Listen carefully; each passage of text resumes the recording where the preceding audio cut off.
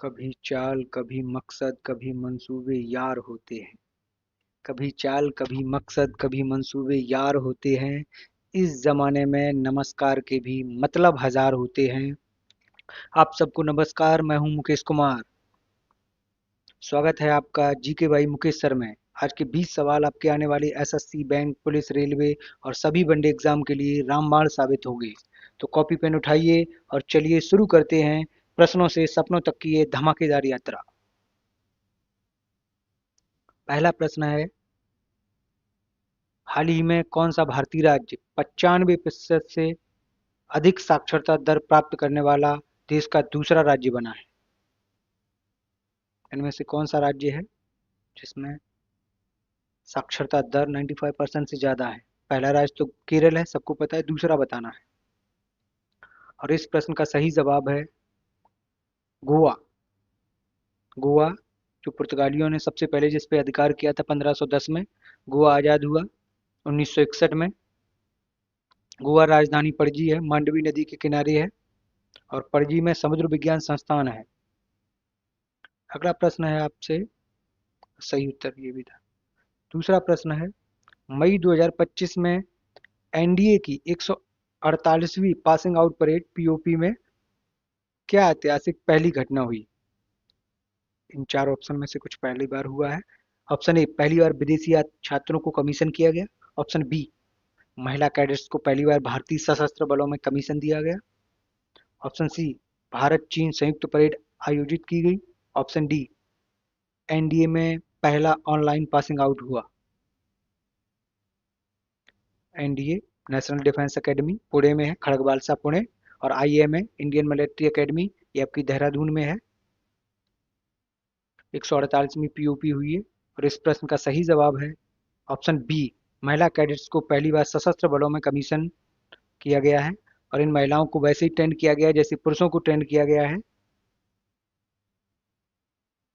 और वैसे ही PT, parade, drill सारी की सारी वैसे ही हुई जैसी पुरुषों के साथ होती है। वैसे ही बिहेव इन महिलाओं के साथ भी किया गया और इन्होंने भी वैसे ही पास की इस परेड को जैसे पुरुष करते हैं।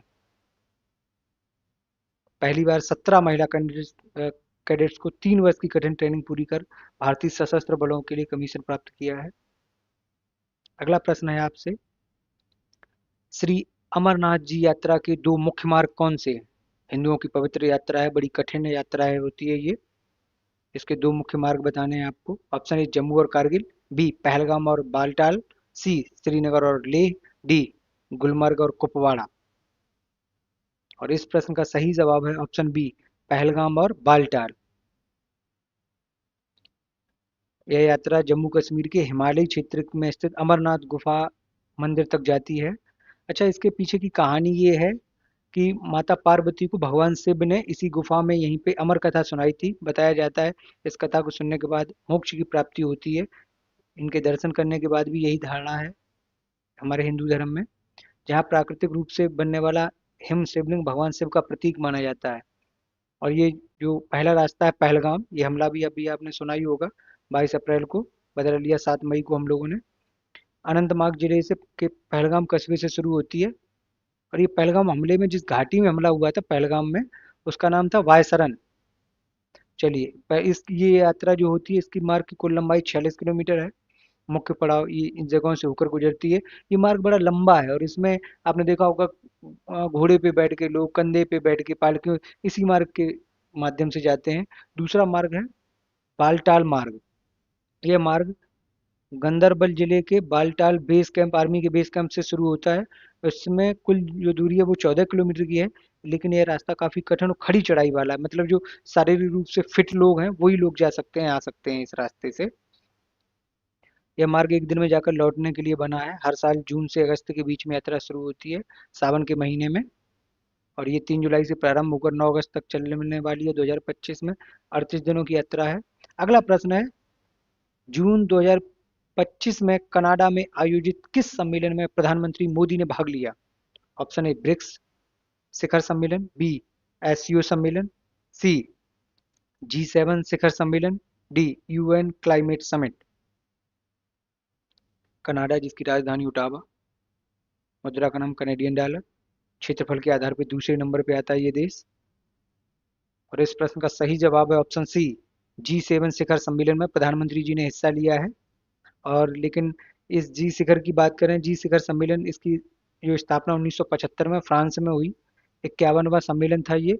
भारत G7 समूह का सदस्य नहीं है, लेकिन अतिथि के रूप पर प्रधानमंत्री जी को बुलाया था कनाडा के प्रधानमंत्री ने।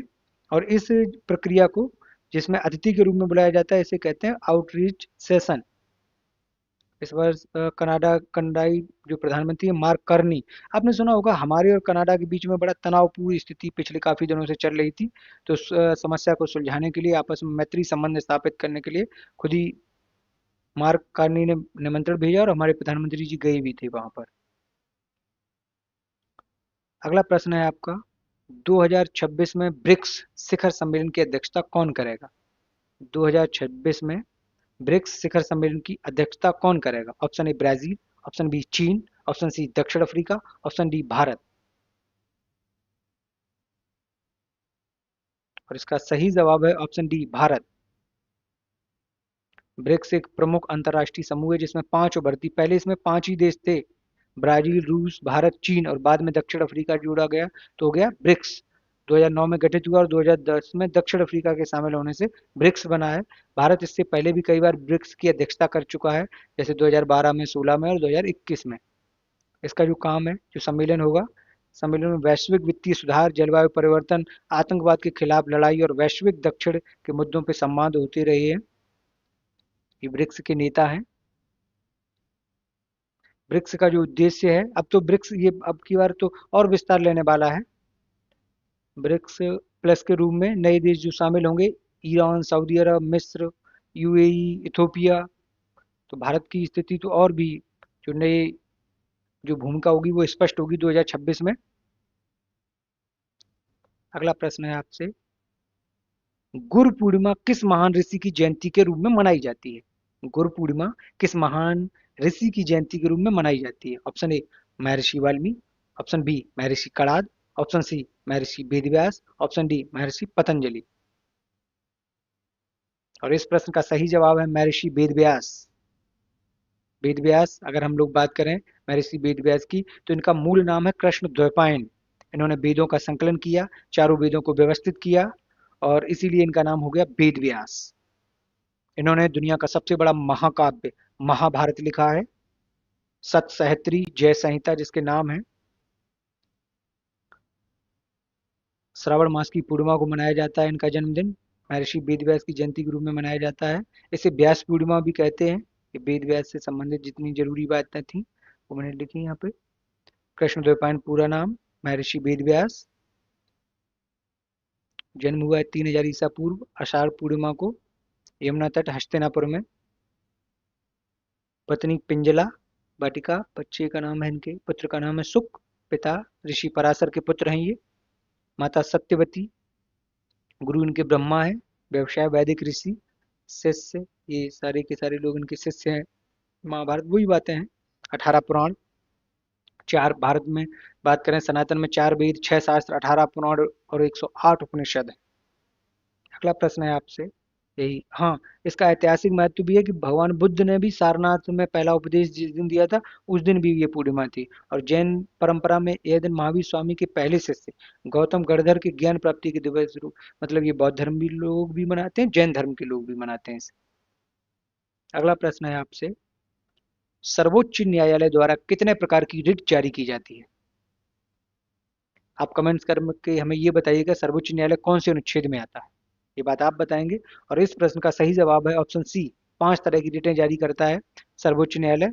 और अनुच्छेद 32 के तहत ये रिटें जारी करता है सर्वोच्च न्यायालय। अनुच्छेद 32 जिसे संवैधानिक उपचारों का अधिकार कहा गया है, डॉक्टर भीमराव अम्बेडकर ने सबसे ज्यादा इसे तो संविधान की आत्मा एवं हृदय कहा, अनुच्छेद 32 को डॉक्टर BR अम्बेडकर ने। और अगर आप सर्वोच्च न्यायालय जाते हैं तो अनुच्छेद 32 के तहत और अनुच्छेद 226 के तहत उच्च न्यायालय में भी याचिका दायर आप डाल सकते हैं। ये प्रश्न जो भी मैं बता रहा हूँ, जो भी बोल रहा हूँ, ये सभी किसी न किसी एग्जाम में बने हुए हैं। इससे संबंधित जितनी भी बातें हैं वो कभी ना कभी एग्जाम में आई हैं और आने की पूर्णतः संभावना भी है। ये 5 प्रकार की रिट जो अनुच्छेद 32 के तहत सर्वोच्च न्यायालय जारी करता है। पहला है हैबियस कार्पस, ये अंग्रेजी में, हिंदी में बंदी प्रत्यक्षीकरण कहते हैं। जब कोई व्यक्ति गैर कानूनी हिरासत में हो तो उसे अदालत में पेश करने के लिए 24 घंटे के अंदर नहीं, ये इसी के लिए जारी किया जाता है, जब पुलिस के बिना वारंट के किसी को कैद कर लिया हो। दूसरा है मैंडमस, इसे बोलते हैं हिंदी में परमादेश। अदालत द्वारा किसी सरकारी अधिकारी या संस्था को अपना कर्तव्य निभा, जब कोई सरकारी अधिकारी अपना काम नहीं कर रहा होता है तो फिर उसे आदेश दिया जाता है, जैसे आरटीओ, ये उदाहरण के रूप में आरटीओ लाइसेंस जारी ना कर रहा हो। तीसरी है प्रोहिबिशन, इसे कहते हैं निषेधादेश। चलिए भाई, जब कोई निचली अदालत अपने अधिकार क्षेत्र से बाहर जाकर कार्य करे तो उसे रोकने के लिए, हाँ। सिविल कोर्ट कोई आपराधिक केस सुनने लगता है तो उच्च न्यायालय जो है वो अपने अधीनस्थ न्यायालय को मना करता है। अगला है पुनरावलोकन आदेश, सर्टियोरारी, जब उच्च न्यायालय किसी गलत आदेश या कार्रवाई को रद्द करता है, किसी गलत निर्णय को सुधारने के लिए इस रिट को जारी करता है।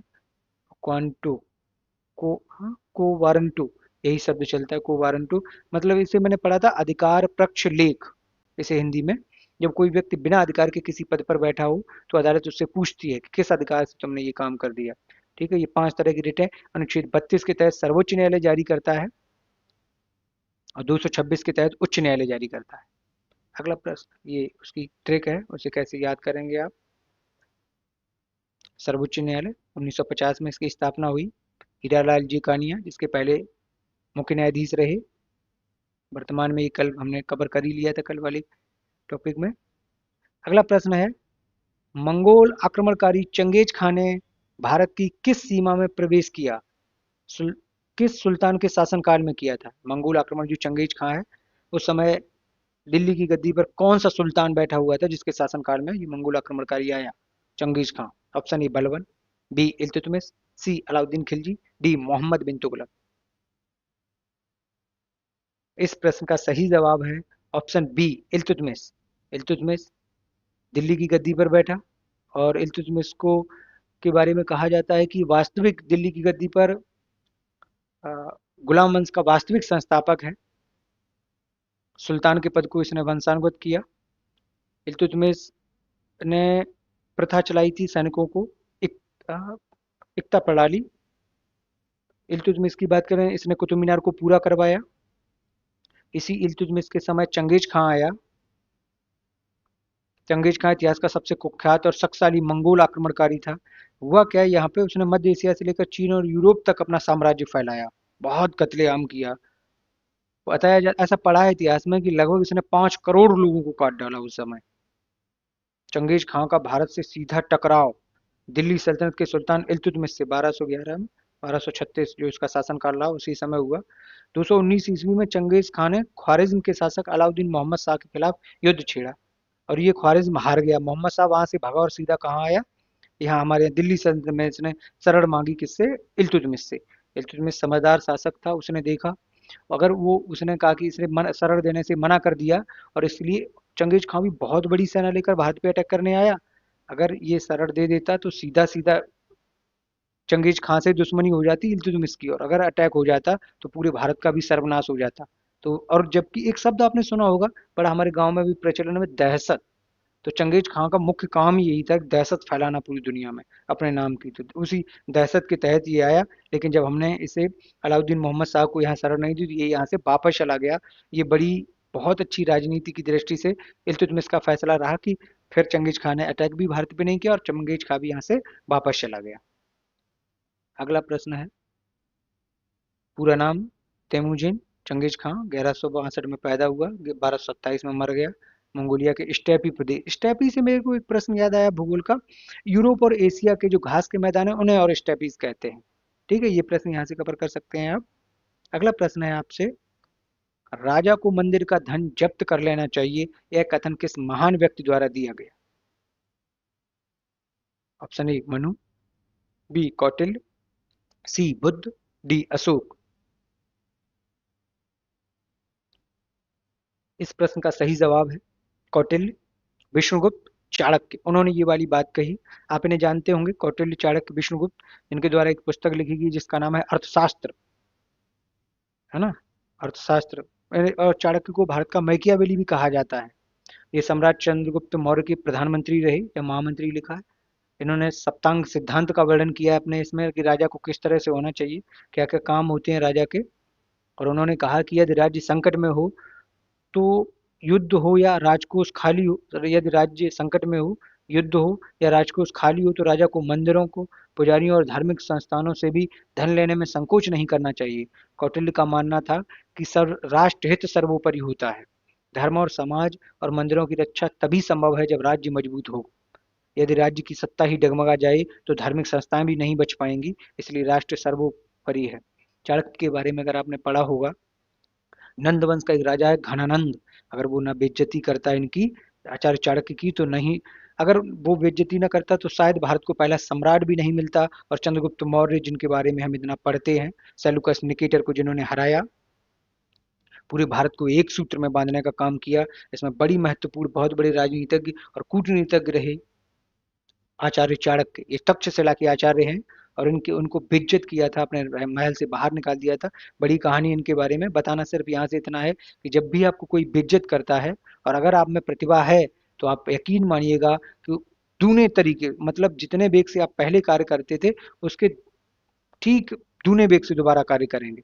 यही हुआ इनके साथ और इन्होंने इतना बड़ा काम करके दिया कि भारत के इतिहास में ये खुद ही अमर हो गए, इनके शिष्य भी अमर हो गए। तो अगर बेइज्जती होती है, आपको कोई नीचा दिखाता है तो परेशान ना होइएगा। ईश्वर आपको इंडिकेट करता है, इंगित करता है कि अब आप दूने वेग से काम करिएगा, सफलता नजदीक है आपके। चलिए अगला प्रश्न है आपसे, भारत को तलवार के बल पर जीता गया है, विजित किया गया है और तलवार के बल पर ही इसकी रक्षा की जाएगी। एक गवर्नर जनरल आया, उसने ये बताया अपनी दहशत दिखाने के लिए। Option A Lord Dalhousie, option B Lord Curzon, option C Lord Elgin द्वितीय, option D Lord Mountbatten. Dalhousie हड़प नीति, लॉर्ड कर्जन बंगाल विभाजन, लॉर्ड माउंटबेटन अंतिम भारतीय गवर्नर जनरल, अंतिम गवर्नर जनरल, अंतिम भारतीय तो श्री चक्रवर्ती राजगोपालाचारी है। और इसका ऑप्शन सी सही है, लॉर्ड एल्गिन द्वितीय। उसने कहा था भारत को तलवार के बल पर विजित किया गया है और तलवार के बल पर ही इसकी रक्षा की जाएगी। ये बताना चाहता था कि हमने सैन्य नीति की पावर पे भारत को जीता है। यही है, ये कथन दर्शाता है कि ब्रिटिश शासन भारतीयों को उनके राजनीतिक और नागरिक अधिकारों से वंचित रखकर केवल सैन्य शक्ति के बल पर नियंत्रण रखना चाहता है।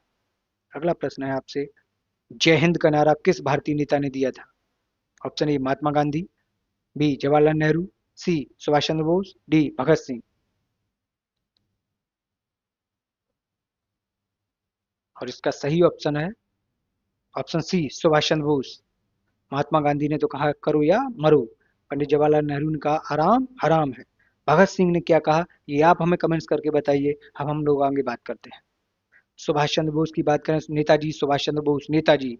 वैसे तो भारत सरकार ने कहा है इन्हें नेताजी के नाम से संबोधित किया, लेकिन थोड़ा और इतिहास में डीप पढ़ेंगे तो एक मीन कैम्प का लेखक, जर्मनी का तानाशाह और अपने जमाने में जिसकी तूती बोलती थी अडोल्फ हिटलर, उसने सबसे पहली बार सुभाष चंद्र बोस को नेताजी के नाम से संबोधित किया।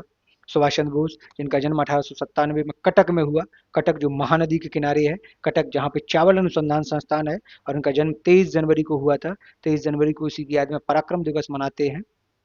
और ये जय हिंद शब्द के सबसे पहले जर्मनी में कार्यरत एक भारतीय क्रांतिकारी अबीद हसन सफरानी ने प्रस्तावित किया था, लेकिन इसके असली राष्ट्रीय पहचान नेताजी सुभाष चंद्र बोस के जरिए मिली। ये फोटो है। आजाद हिंद फौज की जब कमान नेताजी के हाथ में आई तो उन्होंने इसमें यहाँ पे 3 ब्रिगेड बनाई, Nehru brigade, Gandhi brigade, Lakshmi brigade.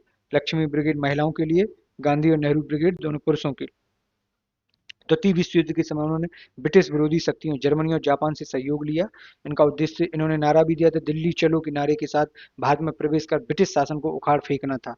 उन्होंने अंडमान निकोबार को शहीद द्वीप और स्वराज्य द्वीप नामक नाम देकर आज़ादी की घोषणा की। नारा था इनका, तुम मुझे खून दो मैं तुम्हें आज़ादी दूंगा, जय हिंद और दिल्ली चलो। 1945 में नेताजी का देहांत हो जाता है, विवादित है ये बात। चलिए वही अगला प्रश्न है, 7 पहाड़ियों का नगर कौन कहलाता है? Option A Athens, B Rome, C Paris, D Berlin. 7 पहाड़ियों का नगर कौन सा कहलाता है? 7 टापुओं का नगर तो बम्बई को कहते हैं, बम्बई जो भारत की आर्थिक राजधानी है, जहाँ पे स्टॉक एक्सचेंज का मुख्यालय है, भारत का शेयर बाजार, भारत का बॉलीवुड हॉलीवुड भी कहते हैं। चलिए ये बताना है। इस प्रश्न का सही जवाब है रोम। रोम जो इटली की राजधानी है, इटली, जिसकी मुद्रा का नाम लीरा है। रोम ये टाइबर नदी के किनारे है। और इटली, आप जो लोग पिस्ता वो खाते हैं ना, पिज्जा और पास्ता, ये इटली के ही फूड है। इटली को फूड कैपिटल भी बोला जाता है। इटली, लियोनार्डो दा विंसी का नाम सुना होगा, वो इटली के ही रहने वाले थे। वेटिकन सिटी इटली के ही अंतर्गत आता है। 7 पहाड़ियों का नगर कहा जाता है। चलिए, ये सातों पहाड़ियों के नाम हैं जो इटली में है। और इटली का नक्शा जूते के आकार का दिखाई देता है, इसीलिए बूट शेप्ड कंट्री भी कहा जाता है इटली को। जो महत्वपूर्ण बातें थी वो मैंने बताई आपको। अगला प्रश्न है, स्काउट एंड गाइड संस्था की स्थापना किसने की? Option A Nelson Mandela, B Henry Dunant, C Robert Baden Powell, D Jules Ferry. इस प्रश्न का सही जवाब है option C, Robert Baden Powell. इस आंदोलन की स्थापना 1907 में ब्रिटेन के सैन्य अधिकारी सर रॉबर्ट वार्डन पावेल ने की थी। 1907 में, लेकिन ये दुनिया की नज़रों में 1909 में आया। उन्होंने युवाओं को है तो हाँ, भारत में स्काउट आंदोलन 1909 में आया। बाद में 1916 में बालिकाओं के लिए गर्ल्स गाइड आंदोलन शुरू हुआ। इसका जो मुख्य काम है, युवाओं को अनुशासित और सेवाभावी बनाने के लिए एक शिविर का आयोजन किया जाता है इसके अंतर्गत। ये फोटो भी है उसी की। 1948 में स्वतंत्र भारत में भारत स्काउट गाइड्स बीएसजी के नाम से इस यह एकीकृत संगठन बना है। स्काउट्स लड़कों के लिए, गाइड्स लड़कियों के लिए, रोवर्स और रेंजर्स वयस्क युवाओं के लिए होता है। संस्था का नाम स्काउट एंड गाइड, संस्थापक सर रॉबर्ट बार्डन पावेल, स्थापना 1907, विश्व स्तर पे 1909 में, भारत में भी। आदर्श वाक्य इसका बी प्रिपेयर्ड, तैयार रहो। ठीक है भाई, चलिए अगला प्रश्न है आपसे। वृंदावन गार्डन किस राज्य में है? मुगल शैली पर आधारित ये गार्डन है। वृंदावन गार्डन इसी राज्य में है, केरल, कर्नाटक, तमिलनाडु, आंध्र प्रदेश। और इस प्रश्न का सही जवाब है ऑप्शन बी, कर्नाटक, जिसकी राजधानी बेंगलुरु, जहाँ पे इसरो का मुख्यालय है। ISRO, Indian Space Research Organisation का मुख्यालय बेंगलुरु, सिलिकॉन वैली भी बेंगलुरु में। और बेंगलुरु राजधानी कर्नाटक की है। वृंदावन गार्डन कर्नाटक का एक शहर है, मैसूर, मैसूर में है। और मैसूर आपने सुना होगा, मैसूर का राजा टीपू सुल्तान, उसके पिता का नाम हैदर अली। 4 एंग्लो इंडियन जो युद्ध हुए हैं अंग्रेजों के और भारतीयों के, प्रथम युद्ध, दूसरे मतलब दूसरे युद्ध में मारे गए हैदर अली, और चौथे युद्ध में मारे गए थे 1799 में टीपू सुल्तान। श्रीरंगपट्टनम की संधि संधि भी सुना होगा आपने। और टीपू सुल्तान के बारे में कहा जाता है, अंग्रेजों की नीति को पहली बार समझने वाला ये पहला राजा था। जैसे ये समझ में आ गया था कि अंग्रेज क्या करने वाले हैं। जैकोबिन क्लब का सदस्य बना टीपू सुल्तान। स्वतंत्रता का वृक्ष अपनी राजधानी में लगाने वाला है टीपू सुल्तान। और पहला भारतीय राजा जिसने अपनी सेना को फ्रांसीसी पद्धति के आधार पर गठित किया, उस राजा का नाम है टीपू सुल्तान। मैसूर का राजा था। मैसूर जो वर्तमान समय कर्नाटक में पड़ता है। वृंदावन कर्नाटक राज्य के मैसूर जिले में स्थित प्रसिद्ध बाग बगीचा है। यह बाग अपनी प्रसिद्ध संगीतमय फव्वारों, सज्जित घास के लॉन और रात को होने वाली लाइट शो के लिए जाना जाता है। ये चित्र है वहीं का। अगला प्रश्न है, दास कैपिटल किसकी रचना है? क्वेश्चन नंबर 15, दास कैपिटल किसकी रचना है? Option A Machiavelli, B Adam Smith, C Karl Marx, D Pluto. और इस प्रश्न का सही जवाब है ऑप्शन सी, कार्ल मार्क्स। और इस पुस्तक को सबको पढ़ना चाहिए। 19वीं सदी की जितनी भी पुस्तकें लिखी गई उन बेहतरीन पुस्तकों में से एक दास कैपिटल, कार्ल मार्क्स की रचना, मूल रूप से जर्मन भाषा में लिखी गई, आजकल तो मोबाइल पे उपलब्ध है। दास कैपिटल एक आर्थिक और राजनीतिक दर्शन पर आधारित पुस्तक है। इसमें पूंजीवाद की आलोचना की गई और श्रमिकों के शोषण की प्रक्रिया को वैज्ञानिक दृष्टिकोण से समझाया गया। इस पुस्तक के माध्यम से आपको पता चलेगा कि आपको गरीब बनाया कैसे गया है। और जो बड़े लोगों ने, शासक वर्ग ने, 2 तरह के वर्ग होते हैं, अब पूरी दुनिया में होते हैं, भारत में ही नहीं। मार्क्सवादी विचारधारा की नींव इसी ग्रंथ पर पड़ी है। गांधी जी भी मार्क्सवादी विचारधारा से अगर गांधी जी की विचारधारा को पूछा जाए कि गांधी जी किस विचारधारा से प्रभावित थे, तो सही जवाब होगा मार्क्सवादी विचारधारा से। समाज के प्रति आर्थिक कारणों प्रगति आर्थिक कारणों से होती है, ना कि नैतिक या धार्मिक विचारों से। ये हम बातें नहीं बहुत अच्छी करते रहते हैं, उसे समाज की प्रगति के लिए वास्तविकता बात क्या है। नंबर 2, उत्पादन के साधनों में बदलाव से समाज की संरचना बदलती है। देखा होगा, दुनिया तब बदली जब नई नई खोजें हुई, जब नई नई चीजें सामने आई। इसमें बताया गया है कि संघर्ष के समाज में हमेशा दो वर्ग होते हैं, एक शोषक वर्ग, एक श्रमिक वर्ग। ज्यादातर आप समझ ही गए होंगे कि शोषक वर्ग कितने हैं, श्रमिक वर्ग की जनसंख्या सबसे ज्यादा है। शोषक वर्ग जो वो वर्ग जो शोषण करता है, बहुत कम संख्या में ये लोग होते हैं, लेकिन इनका तरीका है वो इतना वैज्ञानिक है कि श्रमिक वर्ग को कभी समझ में ही नहीं आया। इतिहास के प्रत्येक चरण वर्ग संघर्ष का परिणाम है, और दुनिया के जिन देशों में समझ में आया उन देशों ने भी तरक्की की, उस समाज ने भी तरक्की की। जिन्हें नहीं समझ में आया वो अभी भी विकासशील कह सकते हैं, संघर्षरत देश कह सकते हैं उन्हें। इसमें पूंजीवाद की आलोचना की गई है। पूंजीपति वर्ग श्रमिकों का शोषण करता है, बिल्कुल सही बात है। श्रमिकों को उनके श्रम के अनुसार पूरा मूल्य नहीं मिल पाता। आपने नाम सुना होगा समाजवाद का और साम्यवाद का, ठीक है, ये बाद में। चलिए पढ़िएगा इस किताब को, जानिएगा कि किस तरह से गरीब बनाया जाता है लोगों को, और कैसे के लोग गरीब बना के शोषण करते हैं। अगला प्रश्न है प्रश्न नंबर 16, आशा धातु, मेटल ऑफ होप किसे कहा जाता है इनमें से? प्लूटोनियम, बी थोरियम, सी यूरेनियम, डी ग्रेफाइट। और इस प्रश्न का सही जवाब है यूरेनियम, जो भारत में बहुत कम पाया जाता है, ऑस्ट्रेलिया में ज़्यादा पाया जाता है। यूरेनियम को आशा धातु, मेटल ऑफ होप कहा जाता है, क्योंकि ये ऊर्जा उत्पादन और भविष्य की ऊर्जा जरूरतों को पूरा करने में अत्यंत उपयोगी है। इसका उपयोग मुख्यतः परमाणु ऊर्जा के क्षेत्र में होता है, जैसे न्यूक्लियर एनर्जी, जैसे जैसे कोयला, पेट्रोलियम और प्राकृतिक गैसें जैसे पारंपरिक ऊर्जा के स्रोत समाप्त हो रहे हैं, वैसे वैसे यूरेनियम जैसे वैकल्पिक स्रोतों की भूमिका बढ़ती भी जा रही है। अच्छा, हम लोग बात करें तो इसके उपयोग से पर्यावरण को भी नुकसान ज़्यादा नहीं होता है। इसका जो प्रतीक चिन्ह है वो यू है, यू से पहचानते हैं हम। चांदी की तरह इसका रंग होता है, भारी धातु है ये। 92 इसका क्या बोलते हैं, परमाणु क्रमांक 92 है इसका। रेडियोधर्मी गुण इसका, यह एक अत्यधिक रेडियोधर्मी तत्व है जो विखंडन की प्रक्रिया के लिए उपयुक्त है। यूरेनियम से परमाणु संयंत्रों में ऊर्जा उत्पन्न की जाती है जो लाखों घरों को रोशन कर सकती है, और कोयले की और तेल की तुलना में यूरेनियम से उत्पादित ऊर्जा में कार्बन उत्सर्जन बहुत कम होता है। यूरेनियम की ऊर्जा उत्पादन क्षमता बहुत अधिक समय तक चलती रहती है। भारत में परमाणु ऊर्जा का विकास भाभा परमाणु अनुसंधान केंद्र और nuclear power corporation of India के माध्यम से किया जाएगा। ऑस्ट्रेलिया, कजाकिस्तान, रूस जैसे देशों से भारत यूरेनियम को आयात करता है। अगला प्रश्न है प्रश्न नंबर 17, भारत में प्रथम बार विमुद्रीकरण, डिमोटाइजेशन कब किया गया? 1946, 1978, 2016, 1951। पहली बार डिमोटाइजेशन कब हुआ?